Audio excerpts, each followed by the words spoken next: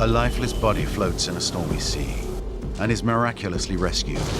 The lucky survivor has 2 gunshot wounds in his back and can't remember a thing. It's the start of a captivating search for identity in the form of an action spy thriller. The fascinating story of a wanted secret agent constantly on the run, who can't trust a soul, especially not the CIA. Jason began as a character in a series of best-selling spy novels from the 1980s. A character who, thanks to the cinema and Matt Damon, has since become the hero of a global franchise. After 13 novels, 4 films and a spin-off, Bourne has become a pop culture icon and a genuine symbol of post-9/11 America grappling with redemption.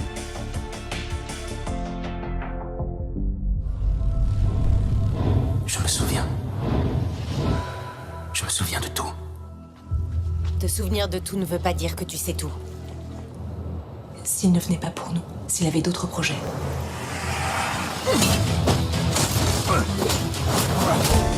The last opus to hit theaters in the summer of 2016 was called simply Jason Bourne. A name that is now a brand embodying a new version of hyped-up realistic action movie shot with a shaky cam. The name of the amnesiac everyone remembers.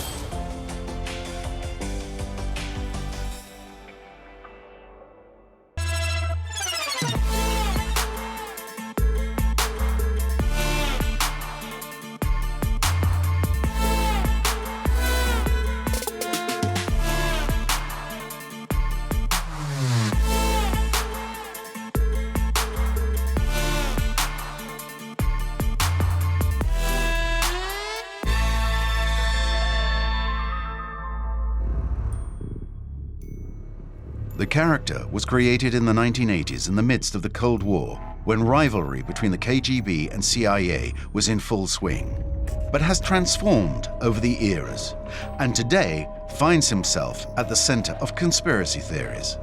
But although Jason Bourne has evolved, he is still, more than any other pop culture icon, synonymous with paranoia.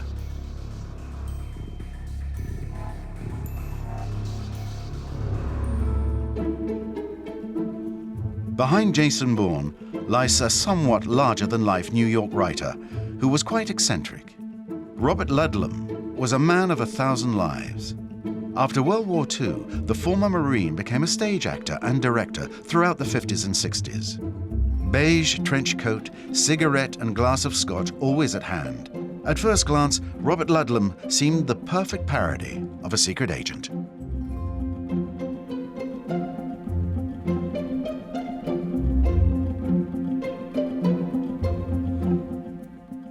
Oh, he was very charismatic. He had, earlier in his life, he had been an actor. So he had that actor bravado about him. He was fairly large, when I mean tall and kind of, but he had a really commanding presence. There's a lot of, every stage actor has a commanding presence. You can't be a stage actor unless you have that. So he sort of, filled the room. He had a deep, booming voice, very kind of, kind of theatrical voice. Bob liked wearing that trench coat. That was his signature photo. It was, I guess, a Burberry maybe, a very traditional English trench coat. He drank a lot. I think it helped him. I mean, he was stimulated by it. And he was not, he and I have gotten very drunk together, both in the evening and at lunchtime. At his wife's suggestion, in the late 60s, Ludlum began writing a novel. He was already 40 years old. The manuscript found its way to the desk of Richard Marek, a New York editor. I mean, he wanted to write, and so he just poured out this material. I don't think he had any formal training. I don't think he had any formal reading.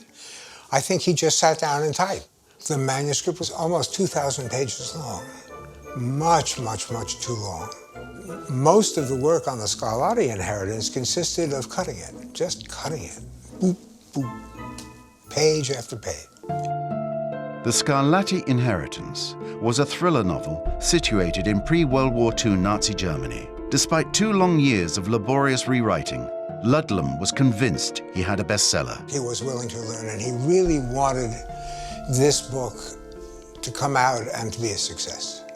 He kept saying, I wish the New York Times would review my books. In 1971, the New York Times didn't even notice the book, but the public loved it.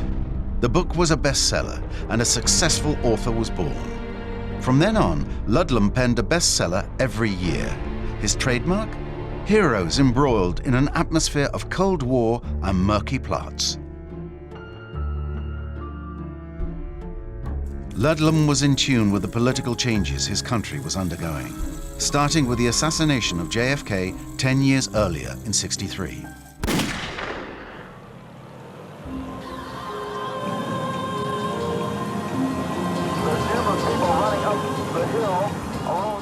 Everything changed in the United States. Everything. We lost our innocence. To say that 9/11 we lost our innocence, no, we lost our innocence when JFK was shot, because that was the start of the conspiracy theories that were rampant all over the place. Then, in 1974, the scandal of Watergate and Richard Nixon's resignation caused an electroshock among the American population. Stupefied to learn their administration used the CIA for all sorts of unmentionable missions.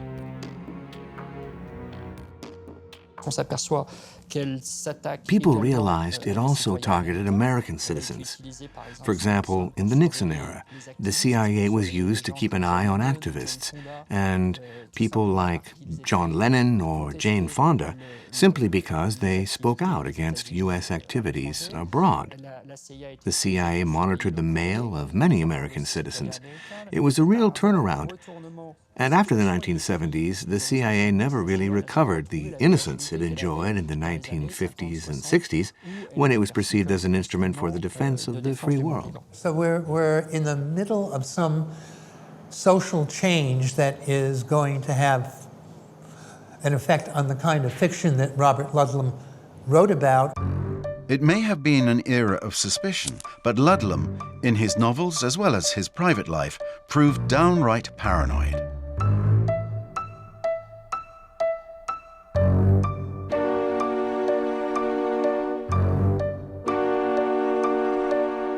Bob, he was a conspiracy theorist. He was deeply suspicious about any kind of cabal or groups getting together. Robert Ludlum was a product of the Cold War. And I think at the time, spycraft was different back then. It was before the age of technology and computers. So I think at the time, for his generation, this was the norm. It was the Cold War era. There were spies. It was more prevalent, and it was more individuals than technological as it is today. So I think he definitely believed that the world was the way he wrote about it. Robert Ludlum was always mysterious about his sources, yet his books are highly documented, accurate, and realistic.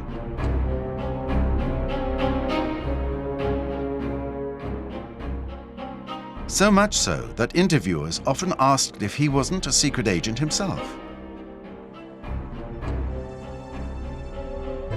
In 1979, this paranoid, unconventional author set to work on his 12th novel. For the first time, he came up with a story in which the CIA is depicted as a den of disturbed agents with dubious methods. The story? Jason Bourne, a spy found seriously wounded and with memory loss. Once he's back on his feet and tries to find out who he really is, he finds himself up against a number of adversaries, and notably the CIA, that hunts him throughout the world as an external enemy. What's interesting about Ludlum is a generalized moral ambiguity. It's not like in World War II novels, where you've got the good guys and the bad guys. Here, there is moral ambiguity, where even the good guys have a dark side, and you have to be wary of them. To lend truthfulness to his storytelling, Ludlum would pick up on the tiniest details in photos from his vacations with his wife. He'd gather information like a journalist and investigate with a preciseness that could be extreme. There was one time, I think, when he was writing something about Amsterdam, and he needed to know how many steps up or down to the main railroad station. And he didn't know, so we called the Dutch publisher, and they sent some secretary to the station to count the stairs. But it was just, having the ability to be as accurate as possible. In February 1980, the Bourne identity immediately shot to the top of the bestseller list. We all realized fairly quickly, once the letters began to arrive, that people were looking at this book in a different way. 2 months later, 300,000 copies had flown off the shelves in the US. By the end of the year, it was the #2 top-selling novel in the country. It would stay on the bestseller list for 95 consecutive weeks. We stopped counting years ago, but my recollection is we sold maybe 3.5 million copies of The Bourne Identity in its first year, second year paperback, book club, foreign editions. Jason Bourne returned in 1987 with a second novel, The Bourne Supremacy.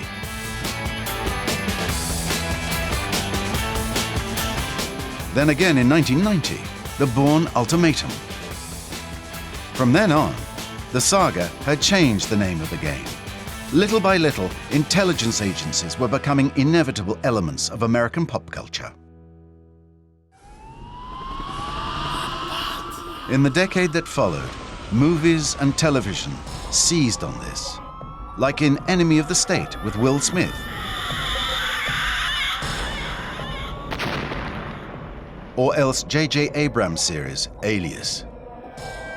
These works portrayed ambiguous agents with often dubious morals, like the cult character from the X-Files, the cigarette-smoking man.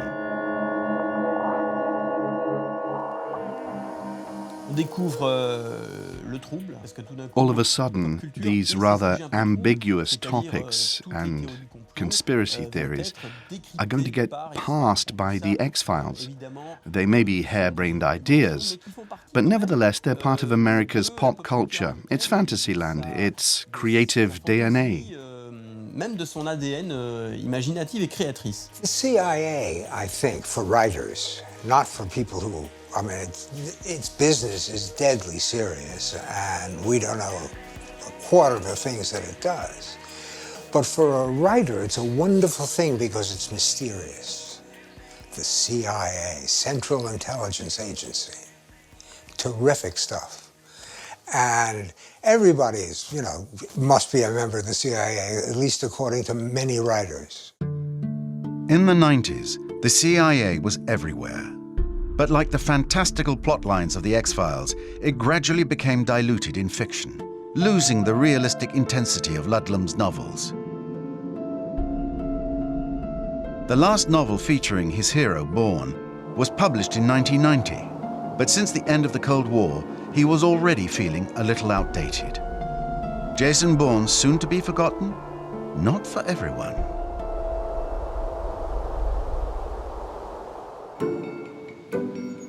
In 1996, a 30-year-old filmmaker and native of New York, Doug Liman, had just made a splash with his first film, Swingers, an independent comedy. On the heels of his success, Hollywood bigwigs were eagerly lining up to meet him and produce his next film. Before heading out west, Doug Liman grabbed a book off his shelf to keep him company on the trip. I live in New York. I'm going to LA. It's a long flight, and I was looking for a book to read, and I just decided to reread The Bourne Identity just to pass the time on the flight. So I went around town saying, well, I want to make The Bourne Identity. And everybody said, well, what else do you want to make? And I was like, no, I want to make The Bourne Identity. And they're like, well, you made this little comedy. Like, we want to talk to you about making another comedy. not an action movie. And I'm like, well, I want to talk about the Bourne identity.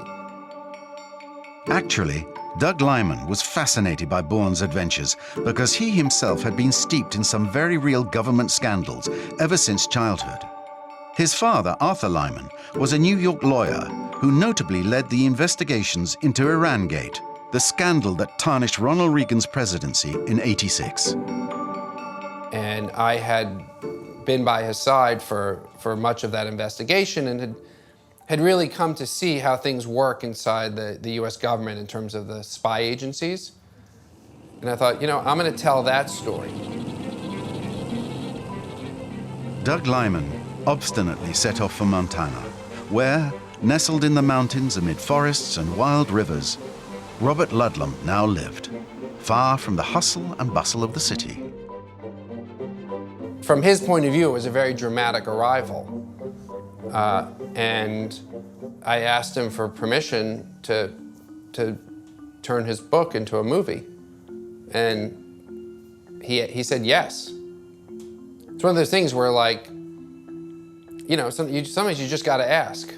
Like, it seemed crazy that this massive novelist would say yes to somebody like me who had, you know, one little film under their belt. But the young filmmaker didn't stop there. He stayed a few days longer and suggested to Ludlum they put their heads together to write the screenplay and modernize the plot. I actually sat down with Robert Ludlum, just the two of us, in his house after I'd gotten the rights, and said, you know, okay, I'm gonna come up with a new story now. And Robert Ludlum said, and I said, I'd love your help. I'd love that the brain that came up with the Bourne identity, I'd love you to come up with what it's gonna look like today. And Ludlum said to me, you know, the Cold War's not over. They want you to believe it's over. It's not over.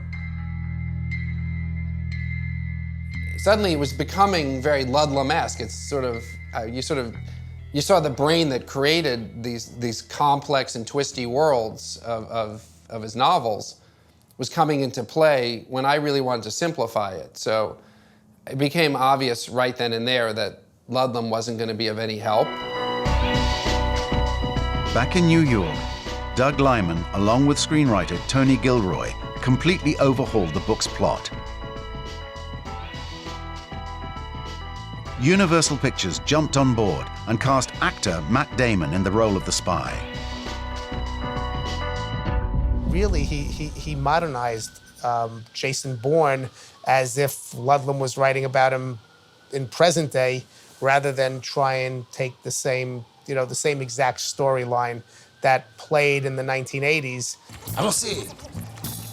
Là, attendez. Non, ça doit être plus près de la fin. In the film, Paranoia is the name of the game. Geolocalization, telephones, cameras, they're everywhere.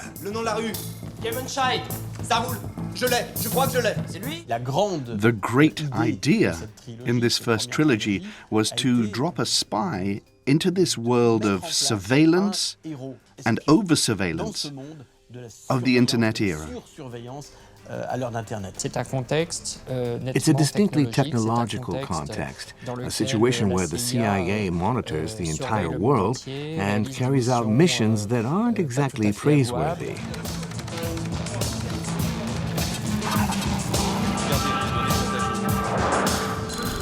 Putting the surveillance and those elements into the Bourne identity, before it was sort of publicly known, I knew about that because of my father's work in Washington, D.C. And, you know, the thing I really took from my father's work was real spycraft is really interesting.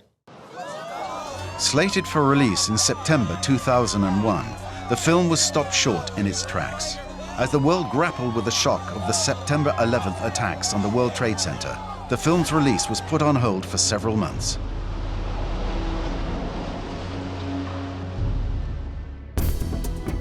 In October 2001, George Bush ratified the Patriot Act, an anti-terrorist measure authorizing security services to access computer data concerning individuals or businesses.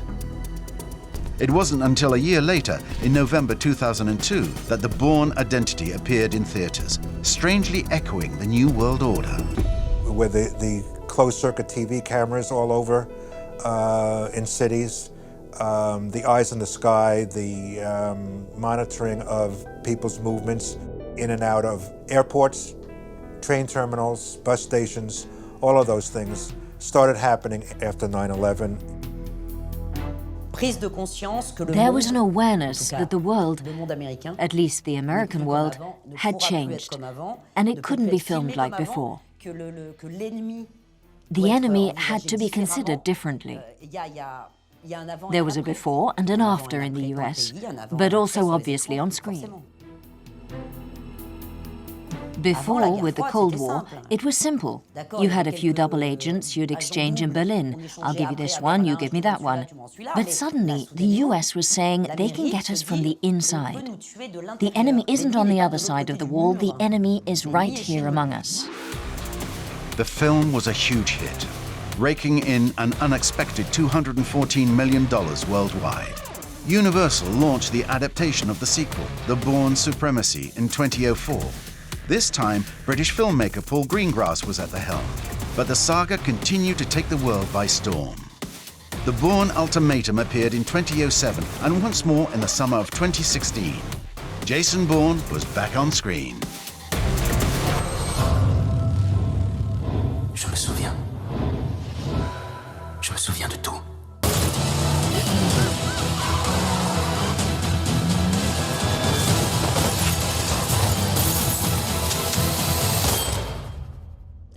Once again, the saga puts itself right at the center of current events and takes on today's burning issues. Bourne had adapted to a world that is totally connected, to our current era where conspiracy theorists 2.0 run rampant on the net. And in a surprising echo of reality, the film also refers to the trend of whistleblowers like Edward Snowden. On a été piraté. Peut-être pire que Snowden. On a une reconnaissance faciale. Bon sang, c'est Jason Bourne. Edward Snowden mirrors Jason Bourne, or vice versa. Like Jason Bourne, the former CIA computer analyst is wanted throughout the world. Some say he's a hero, but others see him as a traitor who revealed state secrets. Striking proof of the modernity of Jason Bourne, the ambiguous anti-establishment spy created 35 years earlier. Snowden's young and rebellious, and so running around Eastern Europe, running around Russia, and smart, right? One thing I say about Snowden is he's a smart guy, and Jason Bourne, that was something that that said his superpower is his intelligence. So I actually like that people would compare the two. That makes me feel good about the character we created. Il y a une manifestation devant le siège du Parlement grec. They're just stories, which are action movies, and undeniably intelligent ones, that talk about today's issues. So obviously, he couldn't ignore everything that's going on with WikiLeaks, the Panama Papers, and so on. A powerful pop icon, Jason Bourne is able to adapt, without aging in the least, to the fears of the eras he crosses. Today, he reappears in a stifling period where conspiracy theories are more widespread than ever. But besides the embodiment of paranoia, Jason Bourne is first and foremost a spy, though a spy suffering memory loss, who has forgotten nearly everything. An exceptionally gifted secret agent with highly developed physical abilities, but also a human being, emotional, lost, a man who no longer knows who he is. But what a terrific idea to have somebody, a great agent, who is quite different from an innocent, naive. A great agent who doesn't remember how he got to be an agent or what he's doing, why he's in a particular place. It's a terrific idea. Terrific for the reader. Because you're always turning the page saying, when is he going to remember? And that adds a kind of suspense that's built in. You don't even have to, you don't have to do anything about it. You just keep going. He says, how can I go home if I don't know who I am?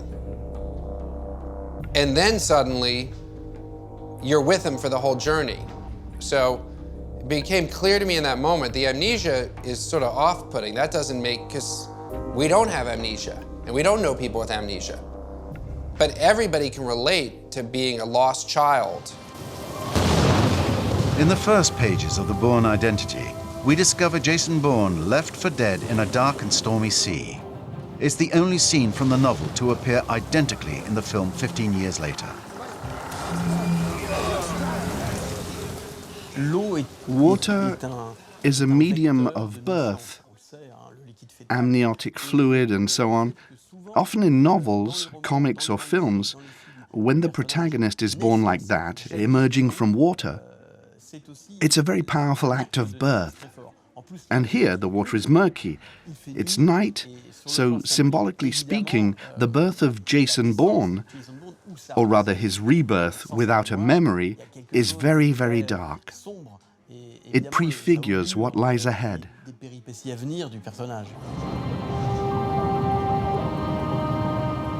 But it certainly makes sense to me that he used Bourne almost as a, you know, when he's floating in the water, it's almost like a, in a way, it's a Christ-like figure. He's floating in the water like this, and he's picked up.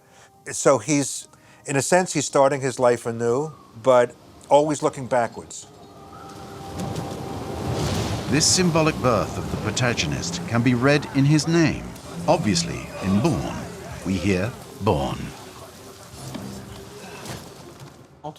Between Bourne and Bourne, there's a parallel we French speakers don't perceive, but which is present in the original English version. The character's name clearly contains the catalyst of his rebirth. We see this idea again, somewhat by chance, in the Franco-Belgian graphic novel 13, published in 1984, 3 years after the Bourne Identity. Though the authors deny the connection, the story starts out pretty much the same way. A spy found in the water with amnesia and caught up in a conspiracy.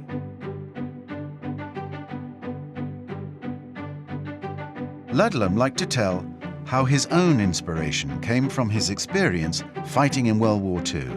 In reality, the story isn't quite so epic. When he was still in New York City, he was walking around the city and for some reason, and it was never clear why, he lost about 2 hours of time. It was 2 o'clock, and then the next thing he remembers, it was 4 o'clock. Not exactly, though, but, you know, more or less 2 hours. And he was really kind of stunned, and he called his agent, Henry. My recollection is Ludlum liked to drink. And I think there was a time when he had a little too much, and he simply could not remember what happened to him for 3-4 hours a day. And then he sort of woke up, and he knew who he was or where he was and so forth, but he had this blank spot. And he said, you know, I've been thinking about it, and I've been thinking that it might make a great idea for a character to have lost his memory. A whiskey-fueled find that turned into a stroke of screenplay genius. Jason Bourne can't remember his family, where he came from, or even his friends and lovers. Amnesia literally provides the viewer or reader with a blank slate. You take a protagonist, you erase his memory, and turn him into a kind of empty shell so the viewer can easily enter and follow the story with passion and enthusiasm. Obviously, he's the protagonist and goes from one surprise to the next. It's an incredible fictional promise. The amnesia allows the viewer and reader to accompany Jason Bourne as he searches for his identity. We have the same information as him. Whereas usually, the spy hero already knows everything, and we come in afterwards and try to integrate the information. Here we learn things at the same time as him, which makes us extremely close to him. His whole search is finding out who he really is. Who am I in this world? And how many people have not said that in their lifetime? Who am I? What am I doing here? Why am I here? And I mean, that's a kind of a universal fascination of people, and that's what that book was all about. In the film, we sometimes feel we're in a suspenseful session of psychoanalysis, like this famous scene that hovers between Freud and Sherlock Holmes. Il y a 6 voitures garées sur le parking. Je peux te filer leur numéro sans les regarder. C'est une gauchère qui est venue nous servir. Et le gars sur le tabouret au comptoir a déjà sifflé 2 verres, pèse 112 kilos et sait se défendre. Comment je peux savoir tout ça? Sans savoir qui je suis. There are certain moments in the outline that were sort of a bedrock for me. And I was like, that's a defining moment for the character. And one of the things we came up with was this moment in the cafe with Marie. And there were just certain moments, or, where he tells her she's the only person he knows. And, you only need a few moments, or I only need a few moments like that, and I can sort of build the whole movie out from that.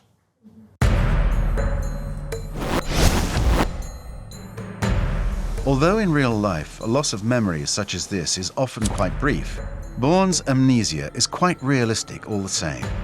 Sébastien Diguez is a researcher in cognitive neuroscience at the University of Fribourg. Very brief spells of amnesia such as this are what we call transient ischemic attacks. In short, for some reason, less blood reaches the brain.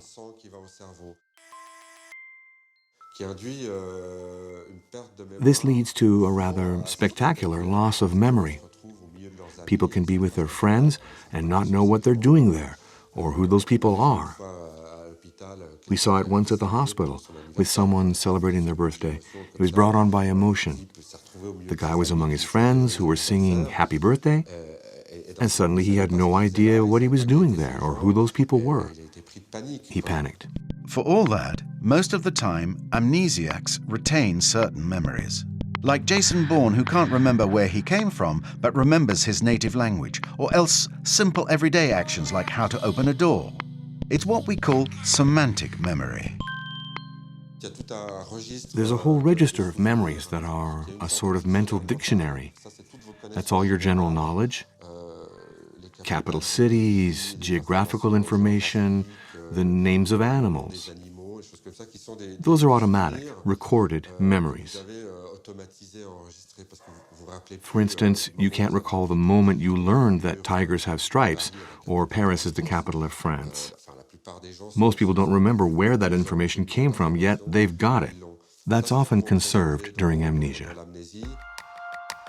Over the course of the trilogy, the viewer learns Jason Bourne is a super agent who has undergone experimental training and neurological programming that has bestowed him with extraordinary skills.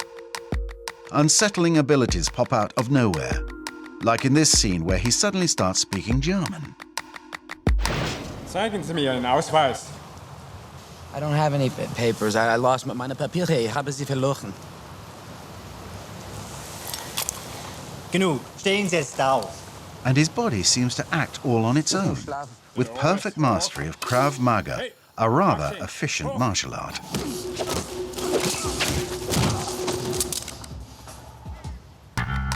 He's so stunned by his own abilities that you feel that with him. I mean, it's a visceral shock when he tells you that, when you become aware of that. That's another kind of memory called procedural memory, relating to everything that takes effort to learn. How to play an instrument, make a certain dish, drive a car, ride a bike. It's hard at first, but it ends up becoming automatic, like second nature. Spy talents that, at the end of the trilogy, reveal a dark past. Before losing his memory, Jason Bourne was a human killing machine used by the CIA for illegal missions. Mentally, it's a problem because every time he's good at killing somebody, since he told us when he can figure out what he's good at, he'll know who he is. If he kills somebody easily, that's an uh-oh moment of like, oh my God, who am I? This is not looking good. That's the genius of the Bourne identity. All of a sudden, the protagonist is a lot darker.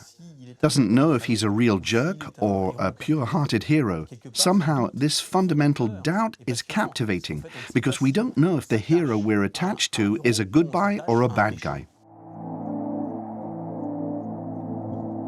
In a certain way, this hero faced with an inadmissible past, who regularly flees civilization to take refuge in nature, embodies one of American cinema's favorite themes.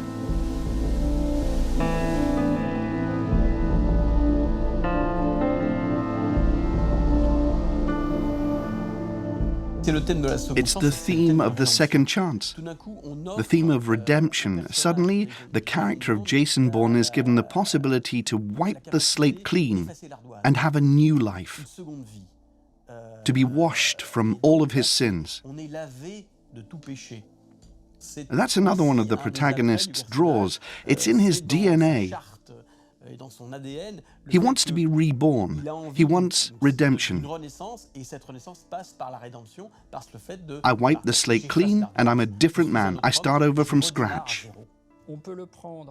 The case of Jason Bourne can be seen as a metaphor for young Americans today who learn about the horrors their parents or grandparents were capable of in the name of defending the free world during the Cold War, and who say, that's terrible.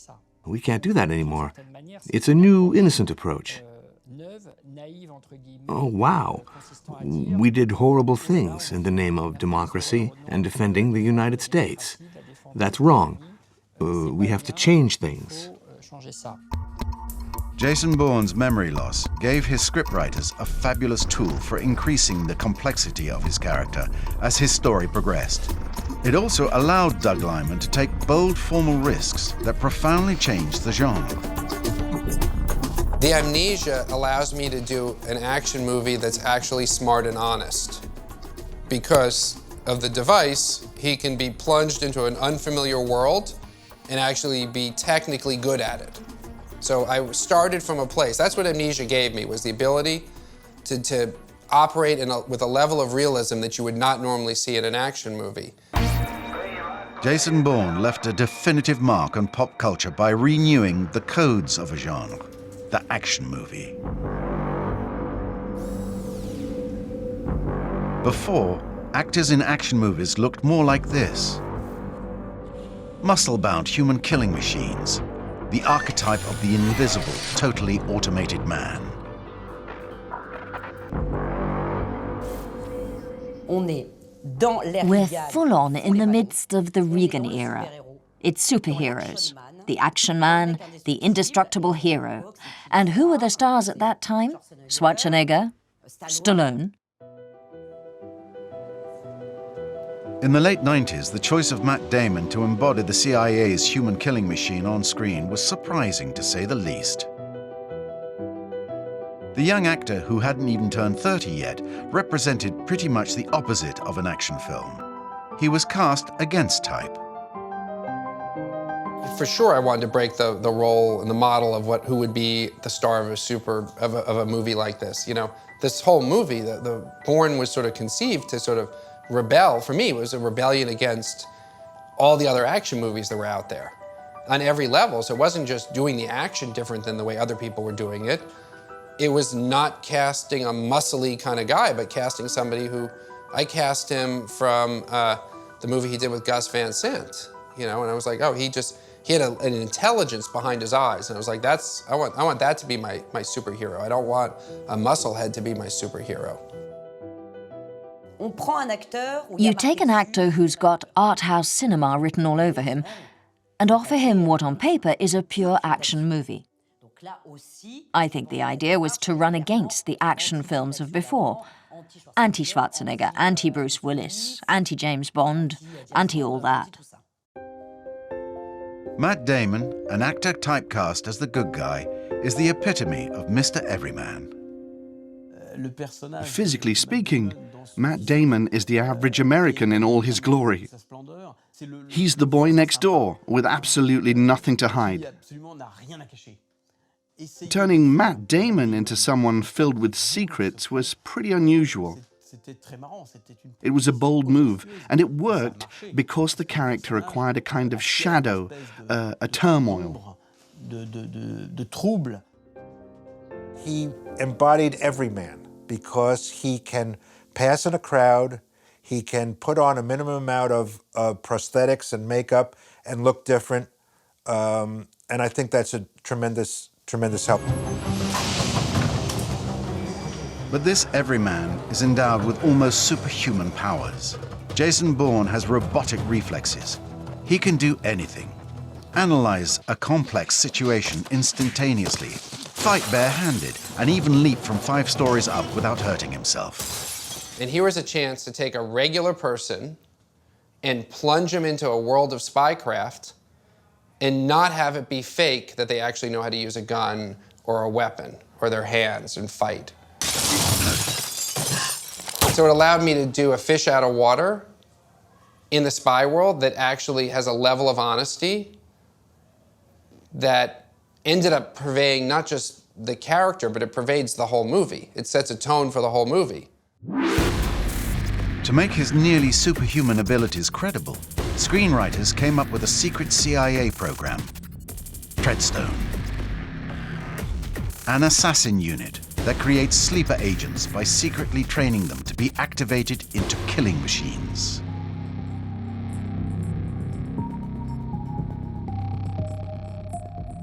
The character was programmed without knowing it. And people obviously like this robotic aspect because we're human, we're flesh and blood.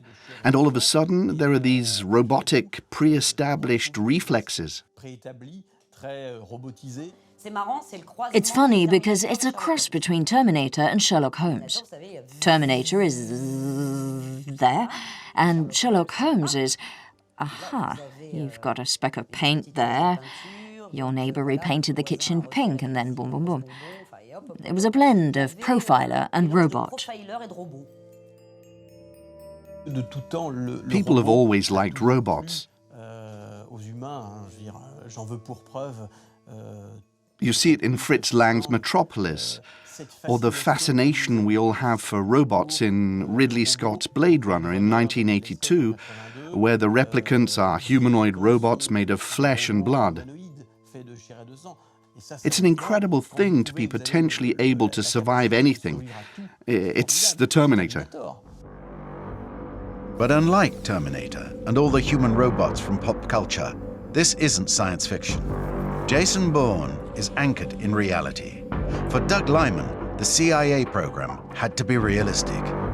But it also comes from a real place, because I know how we train soldiers, and I know how we train people to kill, and it requires a certain level of desensitization. Yeah, it's a form of brainwashing. The director who succeeded Doug Liman after the first film, Paul Greengrass, reinforced the realism. A former journalist and documentary filmmaker, he didn't hesitate to draw from his past experience with investigative journalism.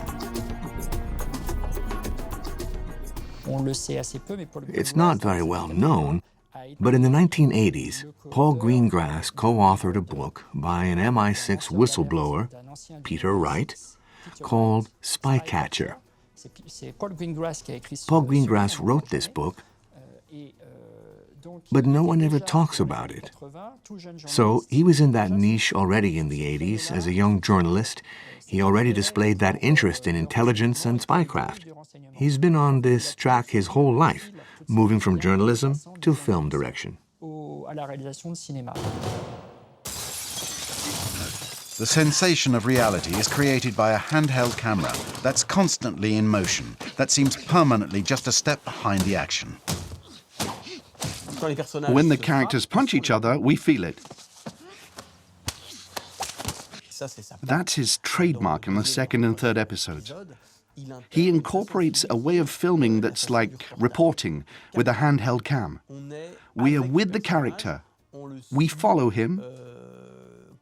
When he jumps out of one building into another, we're afraid for him because we think he's going to smash his face in. We're there. We're on the alert. We're scared. And the camera shakes and moves and is unsure of itself. It makes us nervous and at the same time thrusts us into reality. We believe it all the time. The realism is incredible. That's his trademark. It's a very distinctive trademark. There's a scene in the first film that illustrates this. A simple car chase in Paris, generally a classic action movie scene. But Doug Liman's stroke of genius was to change one single ingredient that made all the difference. Use a teeny tiny car.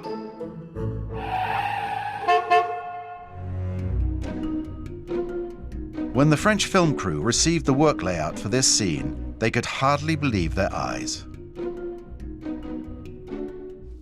I remember the reaction of the stunt manager about the Mini. He was like, why the Mini? That's not going to be very exciting. But in the end, when I talk with people who aren't necessarily in the business and tell them I worked on Bourne, they say, oh yeah, the car chase with the Mini.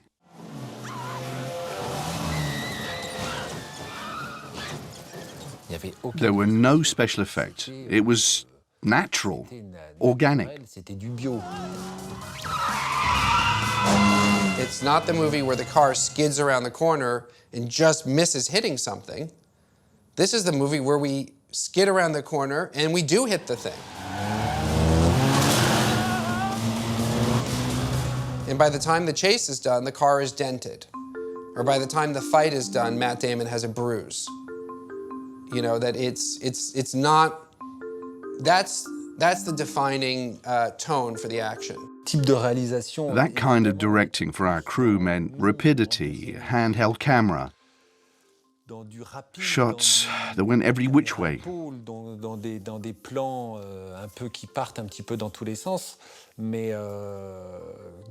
It was a documentary style, but one with the logistics of 150 people on the set.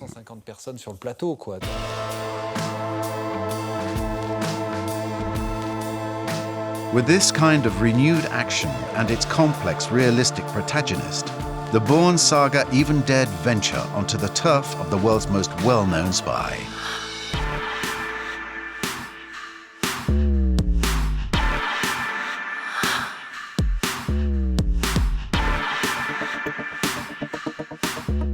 The classic James Bond that I remember, you know, was a dapper English spy wearing a tuxedo, sipping a martini with a beautiful woman, and driving an Aston Martin. Whereas Jason Bourne, on the other hand, was gritty.